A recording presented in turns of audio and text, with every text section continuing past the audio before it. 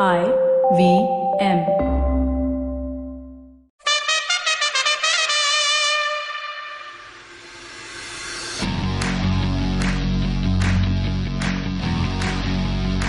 Welcome to another episode of the Edges and Sledges Cricket Podcast. I feel like I'm saying that more often than normal, but of course that's true, and I am, because we're doing 2 episodes a week.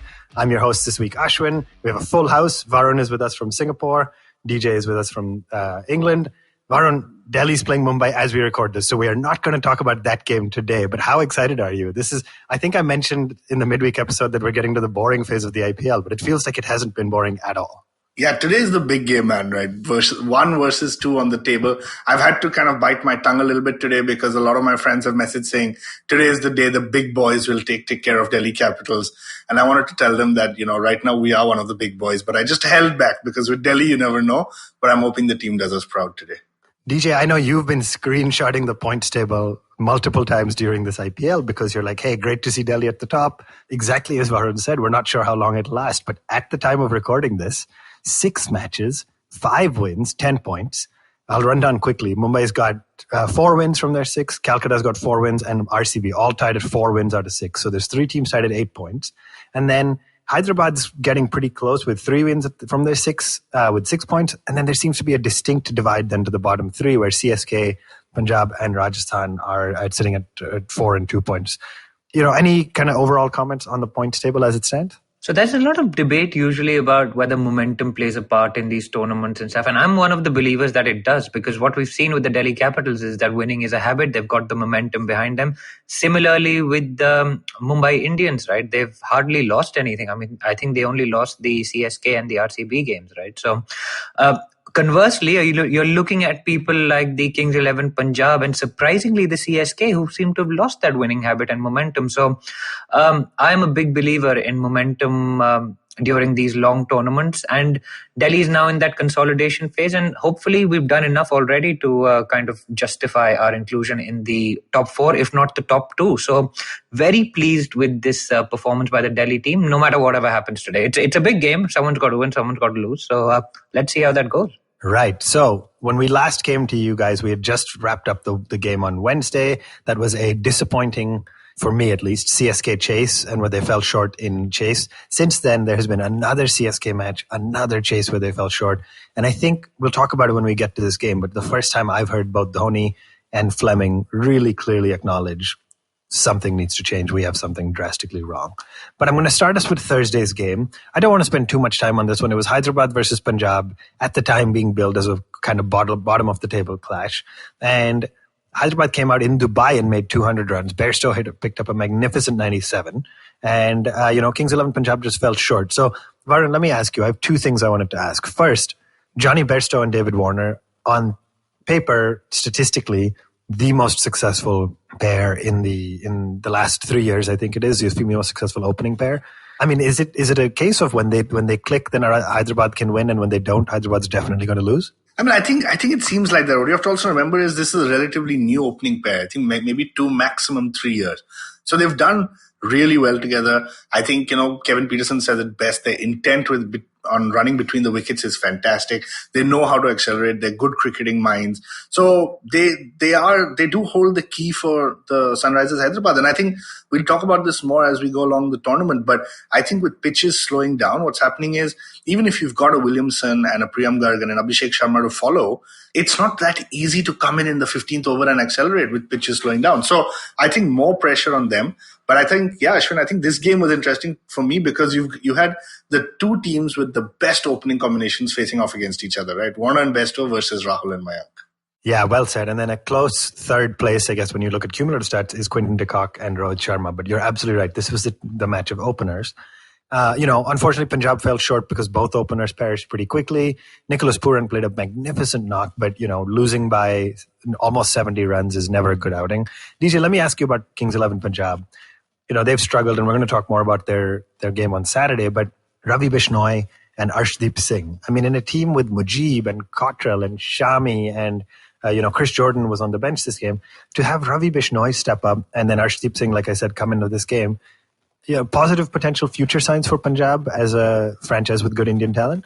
So, I mean, Ravi Bishnoi, of course, we've seen has played some nice... he's bowled really well in the games that he's played, right? And he looks like a guy with some serious heart. I mean, he gets hit, but he comes back aggressively, and he takes wickets. So, I don't know whether he's going to change the course of this season by himself, but he's a good prospect for the future, 100%. If not for Punjab, then for some other franchise, and possibly for India in the future. He's a young man. He's under the mentorship of Anil Kumble at the Kings 11 Punjab, and that's going to help him immensely anyway. So I like those signs. And Arshdeep as well. We saw him bowling to Russell, right? And wow, what would have usually been fodder for Andre Russell turned out to be a wicket-taking delivery. So, yeah, I mean, again, two players with big hearts, and it's good to see that. Two Indian players, young Indian players stepping up. Yeah, absolutely. So disappointing result for Kings 11 Punjab. But on Friday, we moved from Dubai to Sharjah. Delhi Capitals at the top of the table at the time, facing off against Rajasthan Royals, who were in the bottom three. And Delhi batted first. And you'd think, okay, Sharjah, 210, 220, 225 almost sometimes may not feel safe. And here, Delhi got off to a slow start. Jofra bowled beautifully up front and got all out for 184. So, Varun, let me ask you, first off, Delhi seems like most teams this year to be very top order reliant. Shaw didn't do great, Dhawan didn't do great, and then Iyer unfortunately got run out, and Pant didn't do great either. But Marcus Stoinis at 5, I mean, it's too early to declare this, but has it been the year of Marcus Stoinis, IPL 2020? I mean, I think it's a bit early to say that. I think he's done his role well. But I was telling you, in fact, Ashwin, just before the podcast, that I think what worked for us in that Delhi game is you realize that they played as a team. Everyone got somewhere between 20 to 40. And when you do that with a good strike rate, suddenly before you know it, the total is 185, right? Or 184. And so I was completely shocked. I didn't expect that total. But when you look at, like I said, when you look at that scorecard, it looks like everyone pitched in. So there was no one standout performer. And I was thinking about it even as it's very hard to pick a Delhi person for fantasy cricket, because it feels like almost every game somebody else steps up and scores. So great for the team overall. But I do think that the problem is Sharjah, people are going into this mindset that anything less than 210, you're going to lose. But this game proved otherwise, right? So it's important to just keep in perspective. The grounds are small, but they're not as small as people are making them out to be. And you still need to play good cricket. Right. So I do think Delhi's bowling is what won us or them, I guess, the match. But before we get there, I want to ask you, because I know you and I talk about this a lot off the air. Number 6 was Shimron Hetmeyer. He's blown a little hot or cold this past this tournament so far. But 45 of 24 balls, he hit 5 sixes, got us from what looked at one stage to be a 150, 155 kind of total to 184. And then he took 3, I think it was, catches in the deep, 2 of which were absolutely brilliant.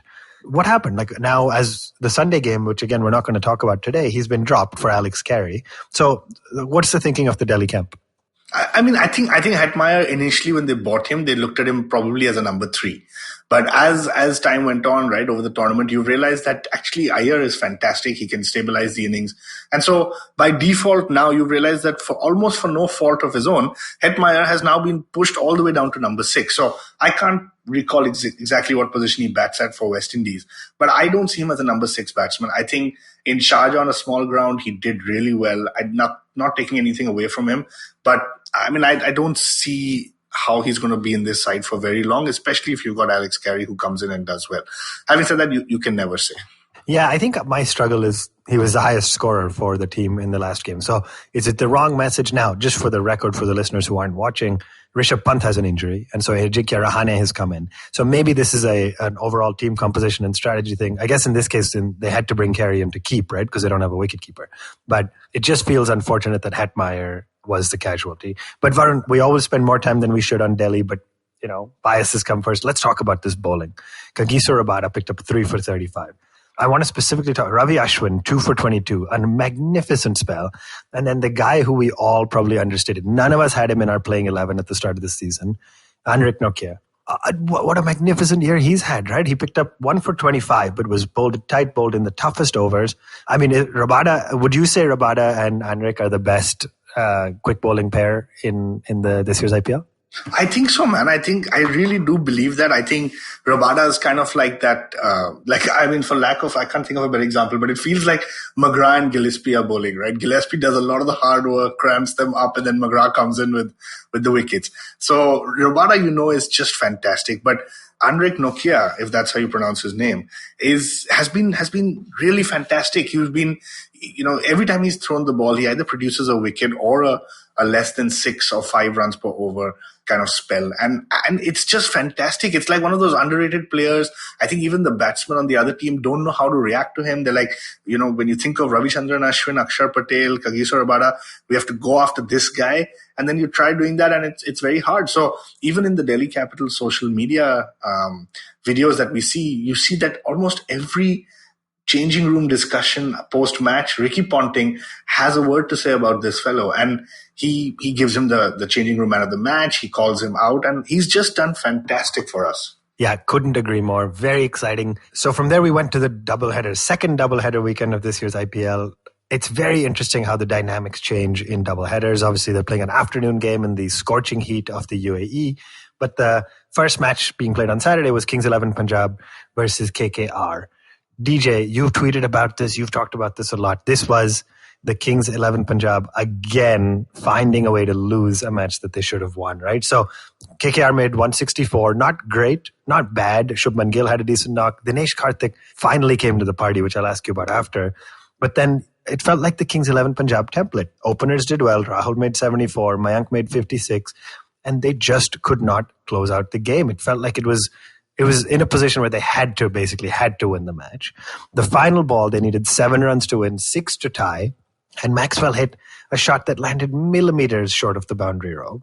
So is this what you were kind of alluding to about the winning habit or the inability to remember how to win games? Yeah, it's absolutely shocking, right? I mean, remember Punjab have also lost to Delhi with 1 to get off 3. They've also lost to... They lost to Tewatia. The Tewatia storm, right, was against Punjab as well, with Cottrell going for 30. Then you've seen this game as well. I mean, they've lost games that they've no business losing. And it is the winning habit. They're over-reliant on their openers. You saw KL Rahul come out in the press conference and say, I have no answers. Because a game that they're absolutely cruising, they've managed to mess that up, whether it was because they said the youngster Prab Simran out before someone like a Maxi when Puran got out, or whether it was just bad luck with Rahul dragging that one onto the stumps of the quick in the last over, which, I mean, it must be heartbreaking for Punjab fans to see them snatch defeat from the jaws of victory over and over again, because this was such an exciting squad, right? They had all these amazing players. They had Rahul, the new captain, Mayank, great batsman, Puran. I think you picked Fabian Allen as one person. There was Sheldon Cottrell. There's Mujib, who he hasn't picked a wicket in the 2 games he's played, right? So, I mean, it's inexplicable for all that talent to be sitting right at the bottom of the table with 1 win out of all the games they've played. It's inexplicable, and I don't think anyone can explain it other than they've forgotten how to win. A game that they should have won, another team that got the winning habit would have just clinically finished that and won it easily. So disappointing for Punjab fans, I think. Yeah, absolutely. Varun, before we move on from this game, I have to ask you about the skipper of the KKR team, right? Dinesh Karthik has come into bat different times through the course of this tournament, comes in at 3 down. So he walks in the 11th over, which is not quite a finisher slot, but also not as early as he's come in before. Makes a magnificent kind of 58 of 29. And I have to say this, and I'm going to get hate on social media for saying it, but even on the last ball of the innings, he goes for that second run and gets run out. So it will not be 58 not out, which we know certain wicketkeeper batsmen like to do to protect their average. He's out, fine. It's not going to help his average for the IPL. But it felt like after 2 or 3 poor performances, he was getting told they should not only remove him as captain, they should drop him altogether. And Karthik is a class player who's been on the scene for a long time, right? Were you glad to see him bounce back? Yeah, I was. I mean, I think he's gotten a lot of flack about this captaincy, but you have to remember that's because you've got Morgan in there. So should Morgan be the captain of KKR? 100%. I don't think there's any doubt about that. But the management chose DK, and you have to realize, again, the thing with DK is he's not a Morgan as a captain. He's not a Virat Kohli as a batsman. So somewhere you've got to give him credit for what he does. I think he's come out and given Russell all the kind of, credit that he had wanted in previous season. He's moving up and down the order. So I'm happy that Karthik did well, but I do have to say that I'm not particularly impressed with KKR's performance. Like, even in this game, I think they won by 2 runs. They should have lost this.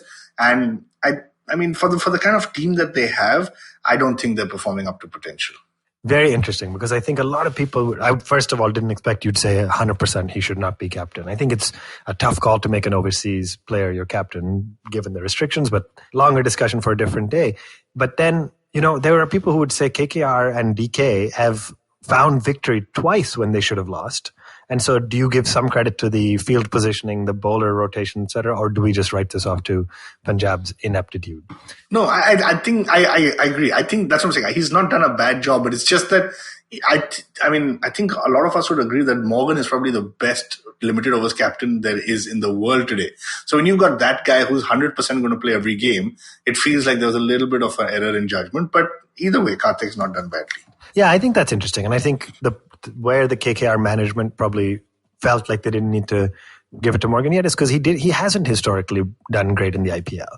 And so I don't think they were 100% that they'd give him every game. Now it's looking like a no-brainer that you should pick him because he started really strong. But we moved on to the second game of the doubleheader Saturday, which was CSK versus RCB. I think for the last, I don't have the data, but for the last many years, you would always assume CSK goes into this match as favorites. And actually, they were below on the table and RCB looked good. But DJ, let me ask you, we talk about fantasy league. Neither of us had Virat on our side. And yet, I think you and me were both so excited to see our captain get back into form. He made a magnificent 90, paced it beautifully. He was about a run a ball, just over a run a ball till his 30s. Then, accelerated. He flicked it for 6. He danced down the track and hit it straight for 6. He hit one over cover that I think went for a beautiful 4. How great was it to see Virat back? Like, this was, by the way, Rahul scored, DK scored, Virat scored. So all the skippers had done well so far this day. Yeah, it was great to see Virat Kohli back in form. It was nice to see him score runs against the CSK attack as well. Traditionally, he hasn't done that well against them. There was that one moment which went for 6 over the wicket-keeper's head, right, of Sam Curran, I think. And at that point, I was like, okay, wow, it is definitely going to be his day. And man, he proved it. You've got to use every little piece of luck. And great players like Kohli, when they get a little bit of luck, they make the opposition pay, right? And it was just fantastic to watch him pace his innings. The fitness was incredible. It's so hot out there. And he was running twos, pushing the fielders every ball. I mean, we can talk about that a little bit later because Kevin Peterson had some thoughts kind of comparing Raidu to Kohli, which I found frankly ridiculous. But I mean, he is totally up for it. His wife was out there as well. And good for him to perform in front of her, right? Great batting. Yeah, absolutely stunning to see him. And then, Varun, I'm going to ask you about the chase because DJ has been subjected to my rants about CSK too much. But you're chasing 169. The openers didn't do great. Raidu comes out, makes 42 at almost a run a ball. Jagadisan, who's coming in new, batted at 4, made almost a run a ball, just over a run a ball. Dhoni walks in at 5, which I think was probably the right call. And basically couldn't see it home, right? They not only didn't get close, they lost by 37 runs. In fairness, they tried this time. They tried harder this time. So they lost 8 wickets in the attempt to hit. They didn't end up 5 down. But what's happening, man? Did CSK build a team for Chepauk that doesn't transfer? Did they build a team for 2018 that didn't transfer to 2020? Did lockdown hurt them more? Is it the wrong mindset? Like, how has CSK come up short into so many chases this year? I mean, they're missing Raina. That's the main guy. That's what you were saying. They should have given him the damn balcony. I should have known you were going to say that right away. They should have given him the damn balcony. But I don't know, man. It's just it's shocking. I just think, to put it simply, I think that the glory days of CSK are pretty much coming to an end. And I think we do see this in sports, that all great teams go through a phase where, everyone kind of goes out of form, retires, ages, at the same time. And so they need a massive rebuilding. I think for the first time, Dhoni has come out and said there were holes in the ship. That, they need to work a lot on their stuff. Then they're still not playing Tahir. They haven't got their balance right. They're persisting with people like Bravo. I think Chahar is not working for them in the bowling. Batting, I'm not even getting to, right? Like, your Watson and Faf are good batsmen, but they're not good enough to win you T20 games consistently. So I think they're going to have to just kind of use this rest of the tournament to figure out, what's happening with them, how to kind of get back. But next year onwards is major rebuilding time. DJ, let me quickly ask you, do you expect CSK to change their playing 11 coming into the next week? I think what I expect them to do is actually bat first at some point this tournament, because I think they've really struggled chasing, and they've been put into chase every time. And I don't know about their playing 11. They haven't got the depth in the squad this year, man. To be totally honest with you, that Tahir as well hasn't played. Hazelwood has played one game. Their batting is struggling. We saw Jagdishan playing. He did not look like a number 4. I actually think Dhoni should have come out and batted at 4 yesterday instead of setting the youngster up the order. Although we'd heard good things about him in the TNPL, right? So I don't know. I think teams this IPL have struggled chasing. I was reading somewhere a stat that only 5 games have been won by the team chasing, right, this year. I don't know, Ashwin, you're the stats guy, so you're probably going to correct me on that. But and maybe it's 6 now with the Tewatia effort again this afternoon. But CSK have struggled chasing, and all teams have struggled chasing, and CSK haven't got a chance to bat first and really express themselves. Yesterday we saw Raidu, who's usually such a free-flowing batsman, completely get stuck, and he couldn't unleash, and that's what's cost them in the final analysis. That partnership between Raidu and the youngster left too much for the back end of the team to do. Karan couldn't fire. Bravo came out late. They haven't used Bravo that well. I mean, there are a lot of things that have gone into this, right? Like Dhoni's 40. We can't expect him to play like a 25-year-old anymore. I think that's hurt them. He hasn't delivered. Bravo was injured for the first few games. He hasn't really batted and been used as a batsman this time. Raina and Bhaji, obviously, we've talked about the pitches. So a lot of things have gone against them this time. And it's disappointing, I think, for CSK fans, because they're used to CSK pulling a rabbit out of the hat, right? They're used to Dhoni pulling out a win in 2018 after being out of the CSK fold for 2 years. So you're just like, it kind of hurts, I think, CSK fans and fans of the CSK and Dhoni will be hurt after these losses. All right. So as we go to the first game of the Sunday doubleheader, our second half of the show, make sure you stay tuned. We got some Rajasthan Royals fans joining us. But Hyderabad took on Rajasthan, and Rajasthan won this game in a chase that didn't look like they would necessarily win. So really quickly, we'll talk more about this in the second half. But Hyderabad made 158. Pandey did well. Warner did okay. Not a great score, but not the worst. And then, Varun, let me just ask you this. Ben Stokes, in his first game back after missing the start and then quarantining, walks out to open. Were you shocked by that? Yeah, I was really shocked. I mean, it didn't make any sense. You're a team that has been struggling with the middle order. You've got, your Parag, Uttapat, Tewatia in the middle order. You need some international kind of talent, stability, game kind of mindset, cricketing brains. And you finally get that with the guy who's come out of quarantine, and then you send him opening. So I was 100% shocked and stunned by that. The only thing I can think of is they probably didn't put much weightage on his wicket, given he had just stepped out of quarantine yesterday. And so I think it was more of a, let's go out, see if a shock factor works, the field will be in, and just go have a kind of hit about. But it didn't make sense to me. Yeah, couldn't agree more. But then, despite Stokes, Butler, and Steve Smith all getting out pretty quickly, the score was 26 for 3 at one point. Samson then perished. Uthappa did okay. Or Samson and Uthappa both did okay, I guess. But it was 78 for 5, chasing 164.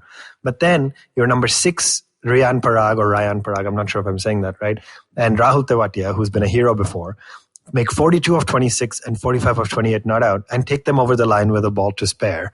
DJ, how clutch has Rahul Tewatia been for Rajasthan this year? And is it just another example of a Delhi player who goes elsewhere and becomes a superstar? I mean, you've got to back your players, right? And obviously, Rahul Tewatia has been backed by this Rajasthan Royals management to the absolute hilt, and he has delivered twice for them now and played some nice innings. He bowled well at Sharjah as well the other day against the Delhi Capitals and played a nice little knock of 30. So, I mean, you can see he's a fighter. He's up for it. And, I mean, fantastic, held his nerve and took Khalil on in the last over as well. There was a little bit of a tiff between those two, which was good to see. The IPL really matters to these players, man. It's we're called edges and sledges. There was a little bit of sledging that was going on there. Tewatia took offense to something that Khalil said, but had the last laugh in the end, right? Yeah, absolutely. So that brings us to a wrap of the first half. As I said, Hyderabad still just ahead of Rajasthan with 6 points, but they're tied I guess, for fifth place after 7 matches with just 6 points, but net run rate separates them. We are going to take a quick break, be back with some awesome Rajasthan Royals fans, and do a little more of a deep dive into that team. Stay tuned.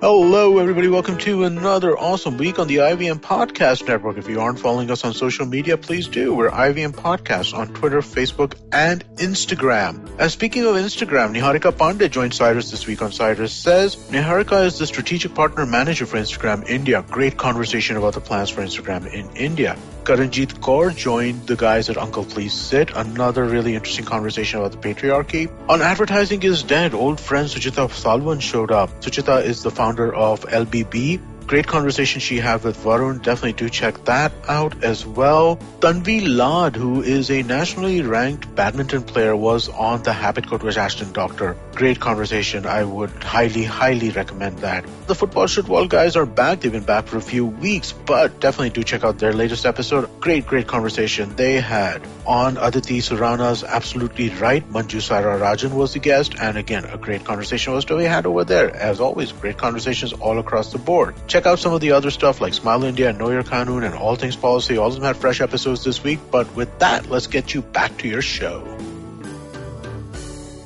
Welcome back to the second half of the Edges and Sledges Cricket Podcast. As we have been doing so far this IPL, we are joined by some awesome fans and listeners of the show who are loyal to one team. And this week, as I said, we are covering the Rajasthan Royals. So at the time of recording this, they're just fresh off a win. I hope you get to hear the excitement in their voices, but very excited to be joined by Gautam and Sudeept. Guys, welcome to Edges and Sledges. I want to start by just asking you how long you've been listening to our show and what's your journey as a listener. So Gautam, let me ask you first. When did you discover Edges and Sledges?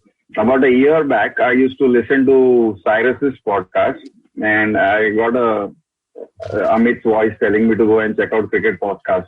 So I checked up you guys. Initially, frankly, the first episode I didn't like it, so I stopped listening to you guys. Second time, maybe I was in a different mood, and maybe it was the cricket season. I don't know what it was, and I heard it. Then it just clicked. Like everybody's told you this. It feels like you're sitting and talking to our friends on cricket, having arguments. That was the feel I got. So I started listening to it. And it's on my commute, IVM, Cyrus, and you guys are on always. Awesome. I love it. And I like the straight feedback. Sometimes it works, sometimes it doesn't, right? Sudeept, what about you? Tell us about your journey. I know you're pretty active on social media as well and stuff, but tell us about your journey with Edges and Sledges. I started listening to Edges and Sledges through lockdown. I was getting bored at home and there was nothing much to do. And now I dare say that because if my company hears that there's nothing much to do, then they are going to provide me more work. But I came across this podcast on Twitter. You guys followed me back, so that was a pretty positive, motivation to listen to it more. The first episode I listened was of Vijay Lokpalli. And I was really impressed with the podcast, the way you guys presented it. The theme of the podcast is what an average Indian cricket fan is fond of. A bit of banter, yet the fun and the seriousness is maintained. I like the Vijay Lokpalli podcast, the first one of the three captains you discussed.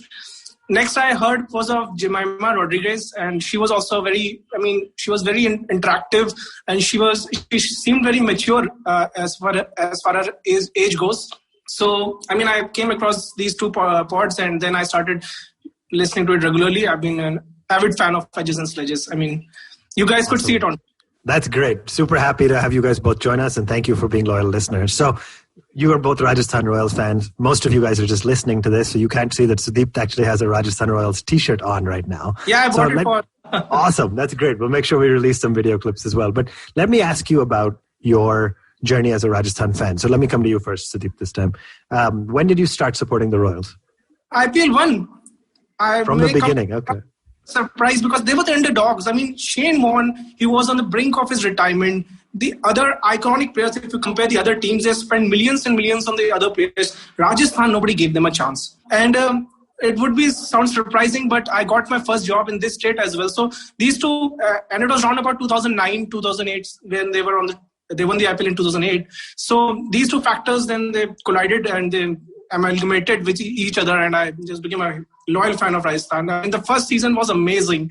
The way, the players, the openers did very well. Shane Watson, Swapnil Asnodkar, and then Yusuf Pathan just blown away the teams. In bowling, they had Sohail Tanveer. And the first season was enough for me to ignite the passion for Rajasthan Royals. And when I came here, I worked over here. I made links with the people. I fall in love with the state and fall in love with the team.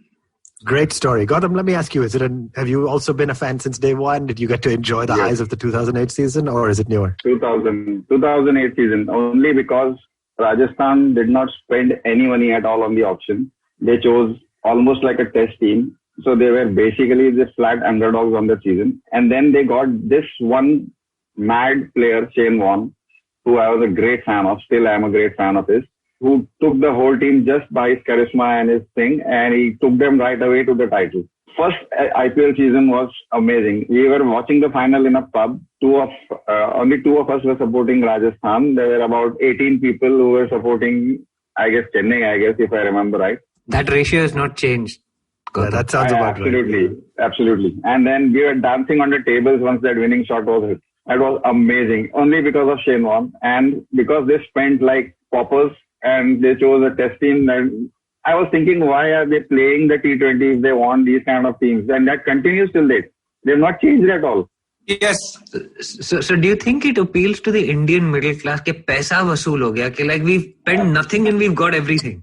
Absolutely. It's like they scrounge at the bottom of the pit and they take out one player. Chal yaar, ye saste mein aa gaya, isko le lo.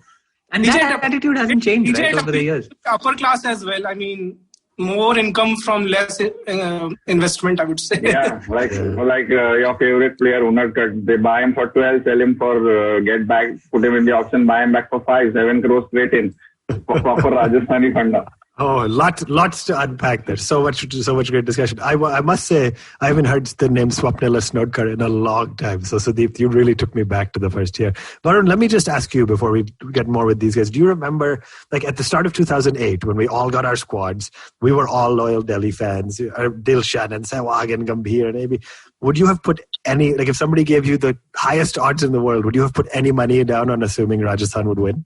No, I don't think so. That's the beauty of IPL, right? I don't think any of us assumed Rajasthan would win. I am a huge Shane Watson fan. I love Shane Warne. I think Rahane is fantastic. Yusuf Pathan was like their X factor. So they had the guys, but I would have never put them as favorites to win the IPL. Yeah, I couldn't agree more. I definitely wouldn't have. Very, very exciting, obviously. But here's the thing, right? We all talk about 2008, great run. It's now 2020. After the win, they came 6th. Then 7th, then 6th, then 7th. Then they reached the playoffs in 2013. Then 5th, 4th, and then 7th again, right? So haven't reached a final since the 2008 years. It has been a tougher run since then, right? So Sudeept, obviously you're a loyal fan. What do you think the Rajasthan team did wrong? Or do you think they didn't adapt? Or like what happened that the team that won first has now gone 11 years without reaching a final? Firstly, I would like to point out their transfer strategy has not been that aggressive. They haven't gone for the marquee players since day one, but you have to adapt in T20 at times. The game's changing so quickly. Within a span of 2 years, the whole strategy changes. The kind of players teams were looking 2 years back, they might not look at them now. So, this transfer strategy has not been up to the mark. Secondly, I would like to point out that the team has been derailing a bit. There was a gap of 2 years. We reached the qualifiers in 2013. Then there was a gap of 2 years. So, when you start afresh, there are problems of many kinds because teams have already assembled a squad of 7 to 8 years behind them. So these two have been the major factors. Regardless of that, I would like to say the Rajasthan Royals, in this year IPL, they are the youngest team. If I'm correct, they are the youngest team. So we like to give opportunities to the youngsters. So in future, if we are given a run of say 4 to 5 years of IPL straight, definitely, the results would be better. This year, we are gaining momentum, hopefully. But if we are given a run of 3 to 4 seasons continuously with stable management and stable core players, which was being talked about in the commentaries as well, definitely we will do better. I think it's interesting, Sudeept, you mentioned that. I think transfer strategy has been a key point. I think one of the things that I also put it down for Rajasthan Royals is that they don't have a strong Indian core, right? If you think about the Rajasthan Royals, in their current team, there's not a single player that plays for the India national side in any format. Last year, you had a Rahane and a Tripathi, both who did well. Both have been transferred out. So you kind of are hoping that this young blood will do well. But when it comes down to it, Shreyas Gopal, Unadkat, Riyan Parag, Tewatia, Samson, none of these guys are India players today. So they're all almost at the brink of it. But I think their overseas selection is fantastic. I would like to believe that there is not a single team in the IPL that has a top 4 overseas players that are as good as Archer, Butler, Stokes and Smith. But Indian core is just letting them down. Yeah, Gautam, let's come to you on that one. Let's 2020. Varun said it, right? Archer, Butler, Stokes, and Smith. How excited are you when you look at the overseas contingent? I think they have, who are the other overseas? They have David Miller, who's been in the back. Tom Curran played a few games before Stokes arrived. O'Shane Thomas, who I'm not personally a huge fan of. Andrew Tye has had a lot of IPL success. So strong overseas team, right? Yes, absolutely. The top 4, the top names that you took, Stokes, Butler, Archer, and Smith. No other team can match up to these 4. But Sunrisers might be having something to say about that, but you've beaten them today, so it's okay. Close. No, I mean, DJ, honestly, they're close, but Williamson is not as good a T20 player as these 4, right? So I don't argue about Bairstow and Warner, but seriously, the best overseas players are with Rajasthan. I'm sorry to interrupt over here. The performance of these 4 have not been, you cannot say they are on the top 4 overseas. So, there are... I think that's a good point. This is more on paper, right? So this is on paper, right? Yeah. So Gautam, let's come back to you. What you were saying, like, do you think the performances so far have lived up to the potential on paper for these 4? No, not even one. Absolutely zero, according to me. Especially Very Smith. I don't know. I really don't know what Smith is trying to do. After the first match, he just goes slogging mindlessly from ball 1. I really don't know what got to him. And of course, Samson has been proved to be a flat track bully. Smith is out of form. He's slogging. I don't know whether he's right in the head chasing big targets. I really don't know without the support. Butler's come in. He's not played. Stokes has just made an appearance. It's only Archer who's performing to some extent. So we have 2 listener questions that have come in on Twitter for you guys, and they're relating to the foreign players, right? So I'm just going to ask them now. Actually, they've come from people who've been on the podcast in the last few weeks. So interesting that they're the ones asking you guys the questions now, having had to deal with them. But Shrikar asks, is Smith the right captain? So Sudeep, I'm going to come to you on that one, and then I'll ask Gautam the other question. Smith is the right captain. I read this question on Twitter, and mentally my answer was, then who else? Butler? Maybe you can give it to Butler, but experience-wise and... What about Samson? Sanju Samson, I don't think so. He's not got the nerves for being an IPL team captain. He's not got the nerves for being a regular player even for the Indian team. So that's another matter, but no, right not now, Tewatia could be the captain. Tewatia, the only guy who's confirmed in the 11. Absolutely. I think they got him in exchange for some player, right, this year? Or he was with them last year too? He was with Delhi last year. For Rahane? So selling Rahane and getting Tewatia is a masterstroke. Who could have thought? Absolutely. Now, one more thing I would like to add on this podcast, that Ben Stokes factor. Ben Stokes opening, please ask anyone from me or either from me or Gautam, what was the brain behind sending him the opening spot? So we mentioned that briefly. Let's touch upon that, DJ, then I'll come back to you for the second question. But Ben Stokes hasn't played for a while, then came to the UAE, has been quarantining. And in the match today, which again, Rajasthan played Hyderabad and ended up winning, but Ben Stokes walks out to open. Gautam, let me ask you first. Do you think that's an ongoing strategy? Do you think they're going to keep doing that? Do you think, what was going through the minds of, I guess, Steve Smith and the management? I think they are just trying out whatever options they have in front of them right now to get into some kind of a settlement of a batting order. But frankly, Ben Stokes' opening was a disastrous move. Steve Smith has to play as many balls as he gets from ball 1. He is a slower player than Ben Stokes. He can hold the innings together. He can anchor the innings. Sending out Ben Stokes and Butler, both hitters, I don't know what exactly. That's what I was telling you. Looking at chasing higher scores, I think Smith gets a little upset. Yeah, interesting. So some of it's a mindset thing. Sudeep, let me ask you, where does who is your ideal opening pair, right? Because they started with Samson, then they pushed Samson down, Smith and Butler. Butler's obviously an opener. Jaiswal is a good opener. So there's lots of good opening batsmen in the squad. Tell me your ideal top 4 for the remainder of this season. My ideal top 4 would be Robin Uthappa, Joss Butler. My reasons for that would be Robin Uthappa is a proven player in IPL. If you have bought him in the auctions, if you are playing him for the team or for the franchise, then play him at his proper spot. He has never been a middle order batsman. So Robin Uthappa with Josh Butler, one down Smith, second down Samson. That would stabilize the team and keep Ben Stokes later on for the finishing touches. Today, I mean, Tewatia played an innings of his life, I would say, but you don't get these kind of knocks from a player like Rahul Tewatia every day. You need to win approximately 60% of the matches to qualify for the later stages. So keeping the percentage factor in mind, I think a mature, sensible and a dasher player like Ben Stokes is never, ever could have been an opener today. And he should be playing lower down the order. He has just returned from New Zealand. To give him the opening spot was, I don't know, I touched my sensitive point, but sensitive enough, I would say, but really. Yeah, I think that's very interesting. And I think I can totally understand the logic of the top four. Gautam, let me just come to you before we talk a little more about the season. But one of the things that I've noticed, Rajasthan seems to have chopped and changed their team this year in 2020, a little more than other teams, right? Jaiswal has played. Lomror has played. They're using Shreyas Gopal pretty much as a pure bowler when he has had success with the bat before. Uthappa has played and gotten dropped. Kartik Tyagi came in late. Rajput has played. I don't think they've yet given a game to Markande. So is this linked back to what Varun was saying earlier, which is they don't have a solid Indian core, and so now they're just trying to find it? And which of these guys do you think are the highest potential Indian players for Rajasthan?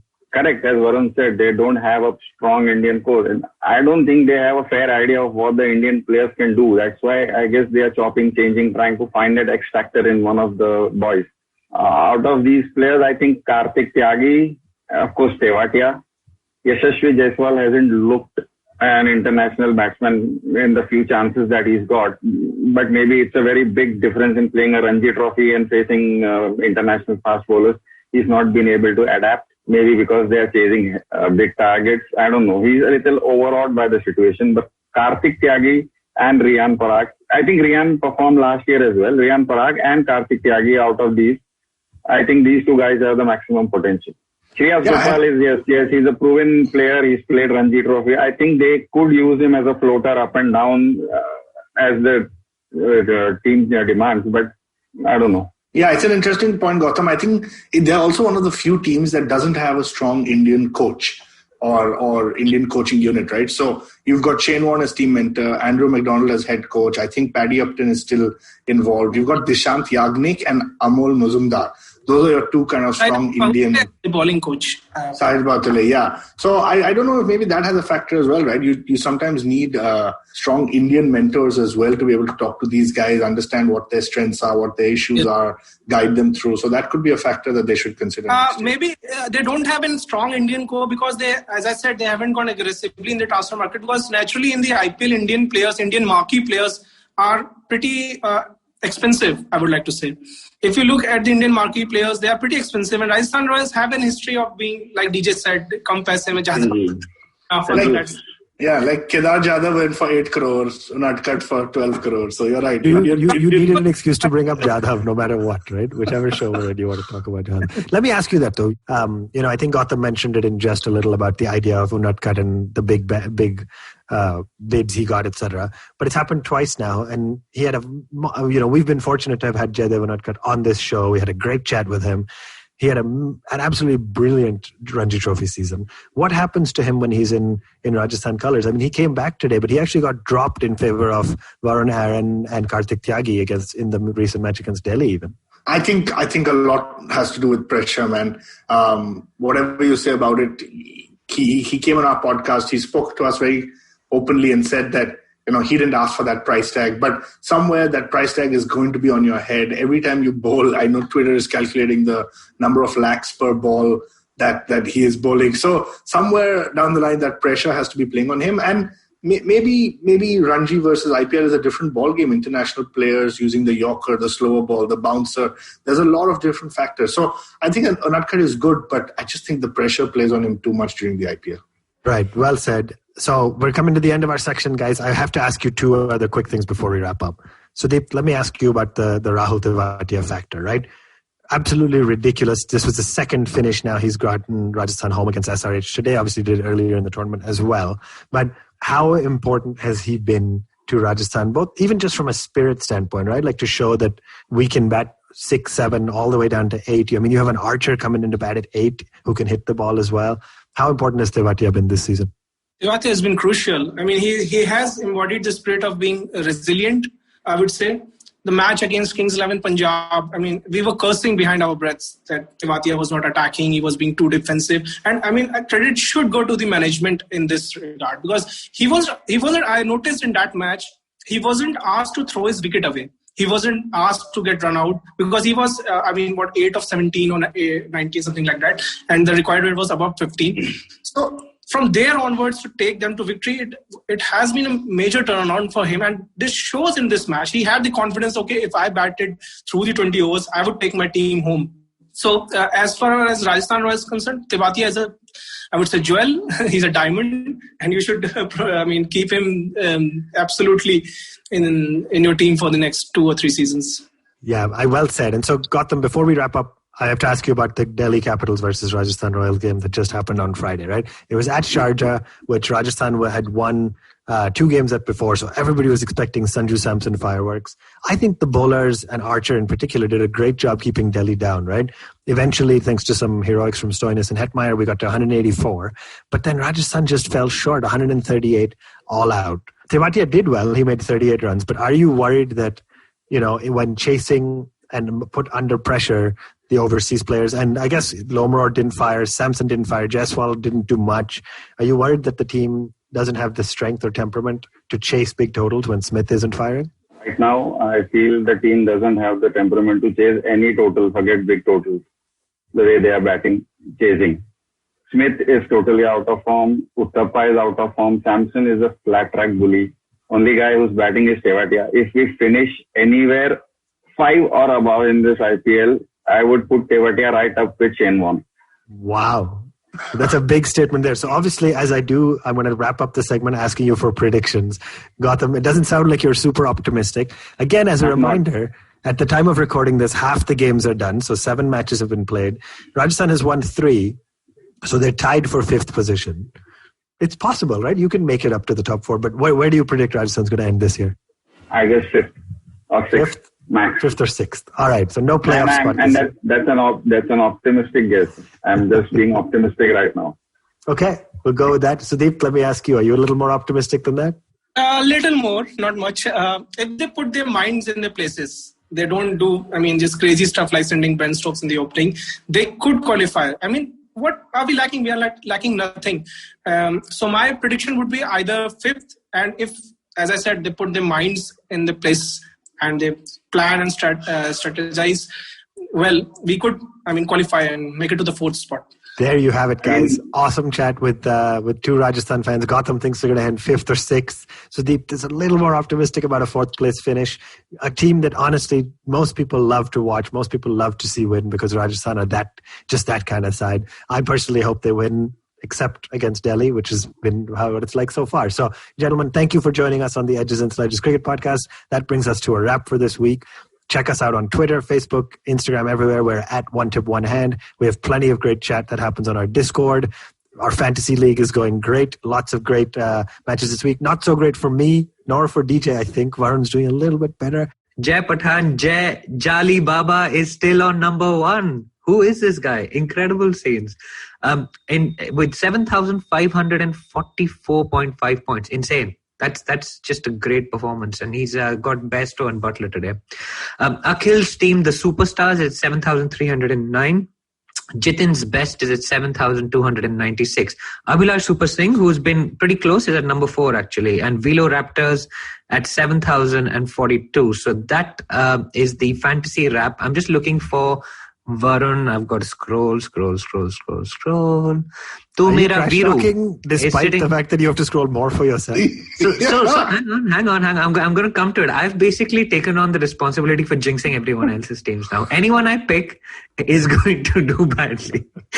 So yesterday I picked, who did I have as captain? I had Russell, and Russell has left the IPL. I think, he's injured or something. He didn't play yesterday. He scored like 20 points because he scored like 5 runs. So yesterday he didn't play, right? He got injured. I don't know whether he's left the IPL, but I picked Russell and he got like no points. because of his knee that's injury. a big statement, and all we know right now is that he got some sort of an injury. I don't think he's left the IPL. I'm hoping he's playing the rest of the IPL, but I feel like my bad luck is so bad that he may be out of the IPL. Sure.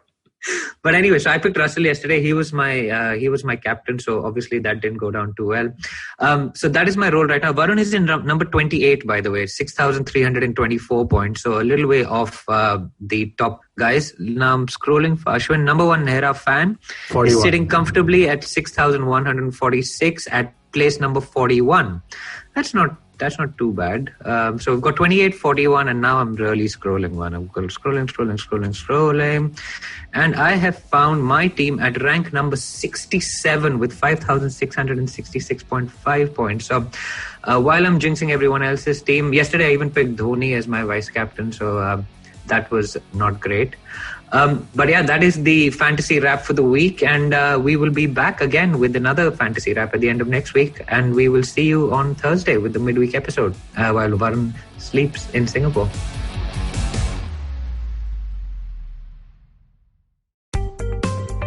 Hi, my name is Anupam Gupta. I'm B50 on Twitter. I am the host of Paisa Vaisa, the show that talks money. On my show, I speak to experts from every field of money and finance, from stock markets, equities, debt funds, credit cards, life insurance, every possible area of money and finance that you can think of. We even did an episode on cryptocurrency. I've got fantastic guests from mutual funds to personal finance experts everywhere. Robo-advisory, startups, just name it, we've got it. At Paisa Vaisa, we help you make smart decisions about money. You work hard for money. Now make your money work hard for you. New episodes out every Monday, and you can listen to my show on the IVM Podcast app or any other podcasting app that you have.